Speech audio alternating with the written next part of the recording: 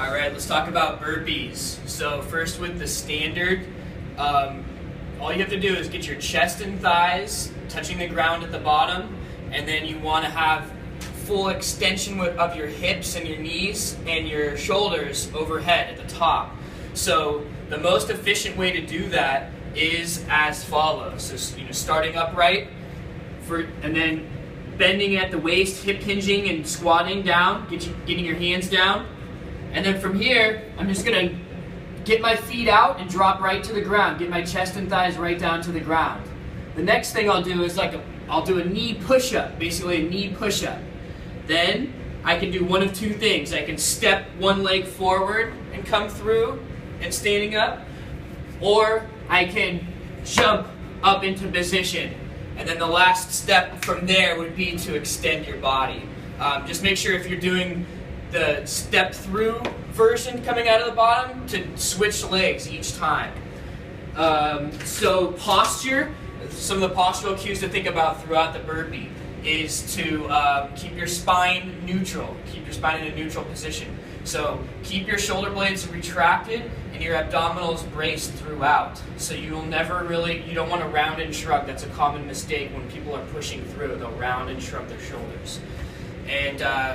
And then making sure, like both when you're going down and getting up off of the ground, you want to have your butt back and you want to have your knees tracking out. So you don't want your knees to be caving in at all, and you don't want to be coming up really on your toes too much. So try to get from here, try to get your heel on the ground. Get your heel on the ground, and your butt will have to be back to do that. So some alternatives. People will often do just a strict push-up burpee. So they'll come down, they'll do a strict push-up all the way through. Now that's a lot more demanding on your strength, and in turn it will be less cardiovascular. So either style is great, but just knowing the difference between those two. You can also do just a no push-up burpee. So this one's really going to work on getting your butt back and then getting your feet out, but you'll skip the push-up part. It's a little bit easier if you're not yet able to do a strict push-up.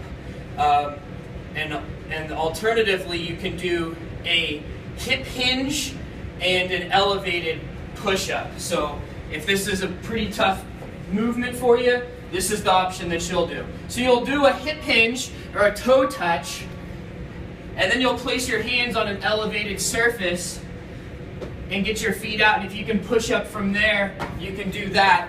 But making sure that you can keep your mechanics with your arms when you're doing that push-up.